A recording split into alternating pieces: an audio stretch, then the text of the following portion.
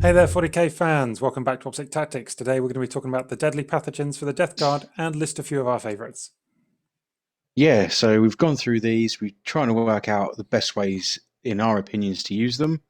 And we've ranked them high tier, middle tier, and ones we don't really think you'll see in tournament play. And this is all based on our opinions. So come talk to us in the chat. Yeah, absolutely. So right off the bat, I should point out that deadly pathogens can only be given to Deathguard character models, but not named characters. So sorry Typhus and sorry Mortarion. But you can also give them to your bubonic Astartes champions as well. Now, just for giving a deadly pathogen to one of their weapons, it immediately gains +1 strength, which is nice, not bad. Um, on top of that, they've got some additional effects, and we'll talk through those. But these can only be given to plague weapons. And I'll put my hand up and admit I made a mistake. I honestly thought Demon Prince's weapons, their axes, their swords, etc., malefic talons, were plague weapons. Uh, they're not. I went back and checked the old Yeah, we codex. both thought they were. They're not even in the old codex. I'm so shocked. Um, we all make I mean, mistakes, but I'll it hold would my make hands up. sense if they were. Yeah, the Demon It would make Princes sense if they were, of but Nurgle. Anyway, we won't dwell on that for too long. Uh, right, so let's crack on. So the first one, it's 20 points. It's up there with the most expensive pathogens. It will improve the armor penetration characteristic of this weapon by 1. So if you're looking at some of the what I call sprayer weapons, so like this could go on Plague Spurt gauntlets for Death Shroud Champion, or it could be for your Blightspawn or your Lord of Virulence, right? yeah, so I think this is probably best placed on the Lord of Virulence. It's an extra AP for doing it on the spray weapon. It's also pretty good on a Man Reaper Hmm. because it takes that to AP2 on its sweep attack. And because it's already giving the +1 strength, it will take the Lord of Virulence's Twin Plague Spewer or the Man Reaper on sweep. It takes them up to strength 6 and AP2. Yeah, AB2 is that So, real nice sweet spot, isn't it? Where you're just starting to push things back to their invulnerable save if they have one, which a lot of the kind of the best armies in the games are rocking nice invuns at the moment, right? Custodians. yeah, it's it's a really nice effect. It's a little bit steep at 20 points, but I think it's one of the better effects out of these pathogens. I would agree with that. So next one then, explosive outbreak. Each time an attack is made with this weapon, unmodified sixes to hit, score 1 additional hit, and it's not commutative with Tollkeeper ability. So I don't think this one is great. It's 20 points for the same effect that you can get out of a relic, and the relic gives you an aura. Hmm. It's just too expensive. It's way too expensive. Yeah, for 20 points, I'd I'd be looking to see if I was looking to get the that effect, I'd be looking to see if I can find a command point that I don't need to take the Tollkeeper and put it on my Tallyman, which I'm probably taking a Tallyman in most lists anyway. Yeah, yeah. I don't think it's good at 20 points. So moving on, maybe this one is a little better. Virulent Fever. Each time an attack is made with this weapon, unmodified wound rolls of 6 inflict a mortal wound in addition to any normal damage. Yeah, so this is 20 points again, so it's pretty steep. I think this one is somewhere in the middle. Additionally, I'd say this. I really like this one, and also one which we'll get to in a little bit. But I would actually start thinking about putting these on like a Death Shroud champion. I think that'd be really cool. Because then you use the Yeah, scything attack, and you're getting they hit on twos anyway, so you're going to be hitting with almost everything. Then you get to re-roll your wound rolls of 1 because they're plague weapons anyway, right? And if you've got an arch contaminator nearby, then you can start fishing for those mortal wounds yeah, so if you these are need going to to. be better. This one's going to be better on models that get more attacks. So your Man Reapers on your Lord of Contagion or your Deathstroke Champions, your Lord of Virulence with his Twin Plague Spewer. Hmm. So because they get more attacks, this is where this one comes into effect. I kind of like one from a little bit later, a little bit more than this, um, but I still think it's middle of the road. So why don't we hold it? It's Why don't we hold it there on that one, and then we'll compare the two, or the one that it's very similar to, once we've got to that one. How about that? yeah, So very quickly, we'll just run on to Befouling Runoff. It's the next one at 10 points. It is cheap. It's the cheapest in the list. You get to ignore covers basically, so you're ignoring any -1 to hit. But let's face it, yeah. all the plague weapons auto hit anyway, so it doesn't really benefit there. The only time it's really handy, I guess, is if you want to ignore the armor save of like a scout or something that's got the 2 up armor save from being in cover. I don't see too many tables that are using the heavy cover for the +1 to save in close combat. But what I am seeing is a lot of tables with light cover and dense cover. For 10 points, ignoring light cover, that's basically the benefit you'll get from this. I'd rather have the 20 points extra AP, because then if someone's in the open, you're getting an extra AP. If someone's in cover, you're getting the same effect of this. If you've only got 10 points in your list at the end to squeeze this, or you need to trim down your pathogen to squeeze the effect in, you might look at Runoff, but I think Malady is just a better effect. Absolutely, couldn't agree more.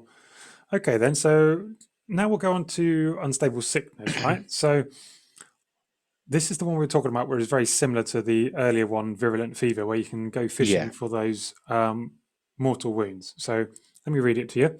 Each time an attack is made with this weapon, if an enemy model is destroyed by that attack, roll 1d6. On a 4+, the unit suffers one mortal wound to a maximum of 3. So basically, you need to kill 6, and then you should get your 3 mortal wounds. Yeah, so to be fairly reliable at it anyway. I think this one and Virulent Fever are very close to one another. This one is 5 points cheaper, but this one is better into Horde, whereas the Virulent Fever is better into heavier units. So the Virulent Fever will be into your things like your Custodes, your Space Marines, things like that. The Unstable Sickness is really good into things like Orcs, Tyranids, Eldar. Basically, anything when you're looking at 10-man squads or more, right? Yeah, and for 5 points less, like you take into consideration the contagion range. So even your twin plague spears on your Lord of Virulence, you get 2d6 attacks, that's about 7. You'll be wounding guardsmen on 2s because it's now strength 6. You'll kill 6 of those. You'll do another 3 mortal wounds from this effect. You compare that to on 7 attacks, you'll get 1 mortal wound from Virulent Fever. But then you look at things like the Man Reaper, because again, it's better with more attacks. So you're looking at the 10 attacks there to push closer to 2 mortal wounds out of the Virulent Fever, and you'll still be getting your 3 out of Unstable Sickness. So I think Unstable Sickness and Virulent Fever are so closely matched. They're both in the middle tier for me, but they are very meta dependent on which one you want. Yeah, I would agree with that. There's, I think there might be something interesting to do with, say, like a you put this on the Lord of Contagion and give him the Arch Contaminator as well. Oh no, he can't benefit from it though, can he? He can't benefit from his own Arch Oh, Contaminator. so maybe you put it on a Death Shroud champion Yeah, so nearby, and then you obviously you re-roll even your successful wounds as well. if you're on the Virulent Fever train, yeah, Yeah, exactly. And then you start. So you get a couple of 6s, right? With your, how was it, 10 attacks he gets, something like that? yeah, On his sweeping attack. You get a couple, and then you re-roll even your successful wounds that aren't 6s.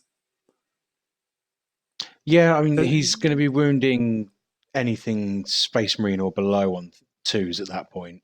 Hmm. But just maybe as a way of trying to get a few extra mortal wounds out of it. I wonder if there's anything there. It's a case of fishing for mortal wounds, which I personally don't like doing. I like to have a nice You, stable output the Lord of of mortal Mortal wounds. Wounds. I like mortal wounds, but I like to have a more reliable, stable output of mortal wounds. So fishing for sixes is not as reliable as killing some models and rolling fours. Fair enough. I can appreciate that. But yeah, so a couple of interesting ones there. Corrosive Filter, the next one. So each time an attack is made with this weapon against a vehicle, add 1 to the damage characteristic. Yeah, it's so the best use for this is on your Lord of Contagion with the Plague Reaper. So that's flat 3 damage, strength 8 because it's ×2. So he'll be wounding with the contagion anything that's a knight or less in toughness on at least a 3. And because it's flat 3 damage against those things, it'll be flat 4 damage. So yeah, it's not bad. It's obviously not universally helpful like some of the other ones, like mortal wound output, always helpful. An extra AP, almost always helpful. And then we've got the last one, which is actually probably well worth taking. For 10 points, yeah. Viscous Death. Each time you roll to determine the number of attacks made with this weapon, you can re-roll the result. So it's your sprayer weapons again for your Blightspawn, your Lord of Virulence, your Plaguesburg Gauntlets. Yeah, I think this is probably best placed on the Lord of Virulence for 10 points. Being able to re-roll that 2d6 for number of hits and still taking it to strength 6. That I paying 10 points to go to strength 6 from strength 5 is almost worth it in itself. And getting the re-roll, so the more reliable number of hits, is just a straight good effect. But I think that's where you'll see this one. I don't think you'll see it on the other characters, because if you put it on your Deathguard champion, it only affects one of their Plaguesburg Gauntlets. I was actually going to ask you about that. So it won't affect both. That's a shame. I could see it going on the Blightspawn though, just because it is super cheap, and the Blightspawn's sprayer thing is much more powerful. So if you roll a 1 or 2 on it, you're like, well, I'll chuck a dice again for 10 points over the whole battle. Yeah, I mean, it's not easy to take out. It's basically paying 10 points so that you don't have to spend a command point on it.